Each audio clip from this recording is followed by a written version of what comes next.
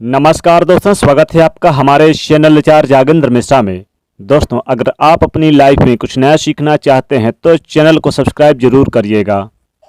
2 अक्टूबर पितृपक्ष महा एकादशी। गाय को खिला दें, ये एक छोटी सी चीज़ रोडपति से करोड़पति होने से कोई नहीं रोक सकता। दोस्तों, अश्विनी मास के कृष्ण पक्षी एकादशी को इंदिरा एकादशी के नाम से भी जाना जाता है और इस बार यह एकादशी 2 अक्टूबर दिन शनिवार को है। शनिवार के दिन पड़ने के कारण इस एकादशी को शनिवारी एकादशी भी कहा जाएगा। यह एकादशी पितृपक्ष के दौरान आती है, इसलिए इस महा एकादशी को श्राद्ध एकादशी या फिर पितृपक्ष एकादशी के नाम से भी जाना जाता है। माना जाता है कि इस व्रत के पुण्य प्रभाव से व्यक्ति जन्म मरण के चक्र से मुक्त हो जाता है। यमलोक में यमराज जिन पितरों को दंड स्वरूप नरक का कष्ट देते हैं, वो इंदिरा एकादशी व्रत के पुण्य के प्रभाव से मुक्त हो जाते हैं। इस एकादशी का व्रत रखकर इसके पुण्य को पितरों को देना चाहिए। इससे पितृ को वैकुंठ धाम की प्राप्ति होती है। पितृ दोष पितृ आशीर्वाद में बदल जाता है और पितर अपनी संतानों के कल्याण, वंश वृद्धि और सुखमय जीवन का आशीर्वाद देते हैं। माना जाता है कि जिनके पितरों की मुक्ति नहीं मिलती, जिनके पितर अपने संतान से खुश एवं तृप्त नहीं होते, उन्हें पितृदोष लगता है और जिन्हें पितृदोष लगता है उन्हें देवी देवताओं का आशीर्वाद प्राप्त नहीं होता। शास्त्रों में पितृदोष को सबसे बड़ा दोष बताया गया है। जिस घर में पितृदोष होता है उन्हें कई प्रकार की परेशानियां उठानी पड़ती है।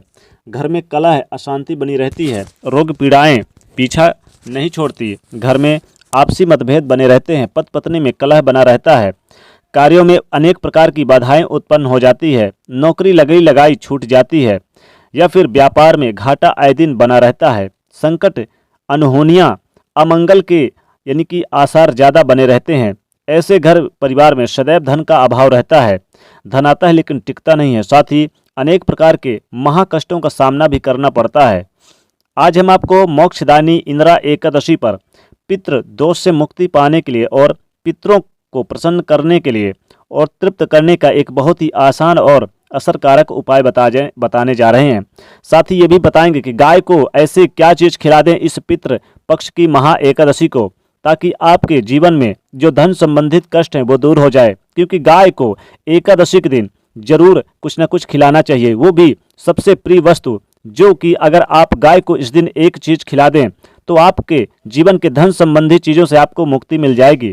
शास्त्रों में बताया गया कि यह एक अचूक उपाय है। इस उपाय को मोक्षदानी एकादशी व्रत करने से पितृदोष पितृ आशीर्वाद में बदल जाता है। पितरों के साथ साथ भगवान विष्णु माँ लक्ष्मी जी की भी कृपा प्राप्त होती है, क्योंकि एकादशी भगवान विष्णु जी को समर्पित होती है।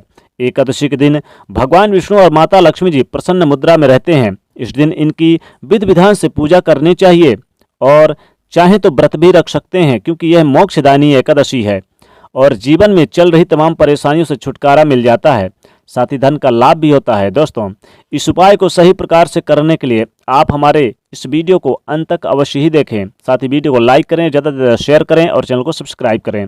तो आइए दोस्तों, जानते हैं इस उपाय के बारे में। यह उपाय करने के लिए क्या करना चाहिए सबसे पहले, और उसके बाद जानेंगे कि गाय को ऐसी कौन सी एक चीज़ खिला दें कि रोडपति से भी करोड़पति होने से आपको कोई नहीं रोक सकता। दोस्तों, सबसे पहले तो आप यानी कि सुबह सूर्योदय से पहले उठे, यानी ब्रह्म मुहूर्त में उठे और स्नान करके स्वच्छ वस्त्र धारण करें। दोस्तों, ध्यान रखें, आज के दिन भूलकर भी काले या फिर नीले रंग के वस्त्र ना पहने। आज के दिन हो सके तो लाल या फिर पीले रंग के ही वस्त्र पहने, क्योंकि यह रंग बहुत ही शुभ माने जाते हैं और दोनों ही रंग भगवान विष्णु जी को और माता लक्ष्मी जी को अत्यंत प्रिय है। अब आप शुद्ध जल से आटा मारें, आटे में नमक या कुछ और चीज़ ना मिलाएं, आपको प्लेन आटा लेना है। आटा मरने के बाद आप आटे के 7 लोई बनाएं। लोई का साइज आप अपने हिसाब से छोटा या बड़ा बना सकते हैं। 7 लोई बनाने के पश्चात आप इनको एक प्लेट में अच्छी तरह से रख दें। अब इस प्लेट को आप अपने मंदिर में भगवान विष्णु और माता लक्ष्मी जी के सामने, आप भगवान के प्रतिमा के सामने एक शुद्ध घी का पहले दीपक जलाएं और एक सुगंधित अगरबत्ती जलाएं। फिर भगवान गणेश, भगवान विष्णु और माता लक्ष्मी जी को प्रणाम करें। फिर भगवान विष्णु जी को हल्दी से तिलक लगाएं और पितृदेवों को भी प्रणाम करें। प्रणाम करने के पश्चात आप एक पात्र में यानी साफ सुथरा किए गए पात्र में काले तिल लें। इन तिलों को आप मंदिर में रख दें जहां भगवान की मूर्ति है या फोटो तस्वीर है, और दूसरे पात्र में आप भगवान जी को लगाने के लिए शक्कर लें। शक्कर का आप भगवान श्री विष्णु जी को, माता लक्ष्मी जी को, समस्त देवी देवताओं को एवं पितृ देवों को भोग लगाएं। दोस्तों, भोग लगाते समय भगवान विष्णु जी को तुलसी का पत्ता अवश्य अर्पित कर लेना चाहिए। एकादशी के दिन तुलसी का पत्ता तोड़ा नहीं जाता, इसलिए इस दिन आप चाहें तो एक दिन पहले तोड़ लें, या फिर जो तुलसी के पेड़ के नीचे गिरे रहते हैं उन पत्ते को भी आप ले सकते हैं। तुलसी के पेड़ के नीचे गिरे रहते हैं बहुत सारे पत्ते, चूंकि इस दिन छूना मना है, नहीं तोड़ना चाहिए। और फिर भगवान के ओम नमो भगवते वासुदेवाय का 108 बार मंत्र का जाप करें और प्रणाम करें। फिर अपने पितरों के मुक्ति के लिए भगवान विष्णु जी से प्रार्थना करें ताकि पितृदेव आपको आशीर्वाद दें। दोस्तों, पितृपक्ष इस महा एकादशी में यानी कि विशेष रूप से उपाय बहुत कारगर साबित होते हैं। दोस्तों, शास्त्र में भगवान विष्णु और माता लक्ष्मी जी को ही पितृदेव बताया गया है, इसलिए पितरों की मुक्ति के लिए भगवान विष्णु माता लक्ष्मी जी का पूजन अवश्य करना चाहिए। और इन्हीं के निमित्त एकादशी चूंकि इनको समर्पित होती है, तो इस दिन आप ये जो काले तिल वगैरह तो आप चढ़ा ही देंगे, साथ ही साथ इस दिन काले तिल का दान करना बहुत महत्व माना गया है। काले तिल का दान करें। अब ये लोई जो आपने है, ये लोई के रूप में आप इन्हें समर्पित कर देंगे तो आपके पितृदेव प्रसन्न रहेंगे।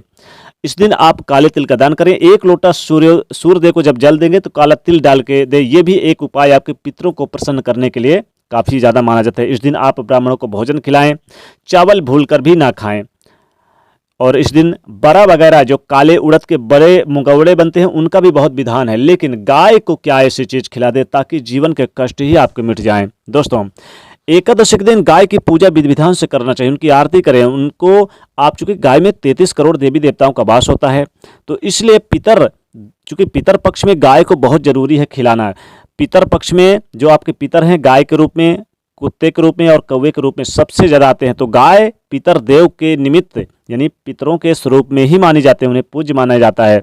तो इस दिन उनकी पूजा आराधना करें, उनके गौशाला में एक दीपक जलाएं, और गाय को इस दिन आप बड़ा और मुगौड़े यानी कि जो काले उड़द के जो बड़े मुगौड़े बनते हैं वो जरूर इस दिन आप खिलाएं। और इस दिन बड़े मुगौड़े के साथ साथ बड़ा खिलाएं। मूंग के जो बड़ा बनता है उस मूंग को भी आप यानी कि उस मूंग का बना रहता है उसको भी आप गाय को खिला दें। साथ ही एक रोटी में काला तिल और गुड़ डाल के भी आप गाय को खिला दें।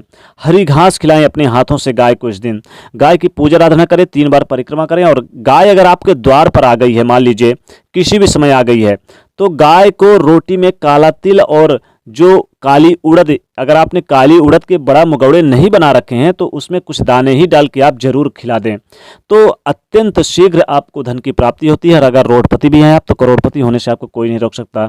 धन संबंधी समस्याएं आपके जीवन से दूर होती है, धन का स्रोत बढ़ने लगता है, आगमन बढ़ने लगते हैं, जीवन के हर कष्ट आपके जीवन से दूर होता है। तो पितृपक्ष के इस महा एकादशी के दिन, इस इंदिरा एकादशी के दिन गाय को जरूर ये खिलाएं। क्या जो काले उड़द के बड़े हैं वो जरूर खिलाएं। और आप इस दिन काला तिल थोड़ा सा रोटी में डाल के गुड़ डाल के खिलाएं, या फिर गुड़ और तिल और घी से बने लड्डू भी गाय को खिला सकते हैं। इससे भी भगवान विष्णु अत्यंत प्रसन्न होते हैं। तो इस महा एकादशी के दिन भगवान जी का व्रत भी रखना चाहते हो रख सकते हैं। दान करें, अगर इस दिन गुड़ तिल का दान करें, अन्न का दान करें, भोजन ब्राह्मणों को जरूर खिलाएं, इससे प्रसन्नता मिलेगी। और गाय की सेवा सत्कार जरूर करें। तो दोस्तों, ये उपाय जरूर करें। वीडियो को लाइक करें, ज़्यादा से ज़्यादा शेयर करें, चैनल को सब्सक्राइब करें। जय भगवान विष्णु।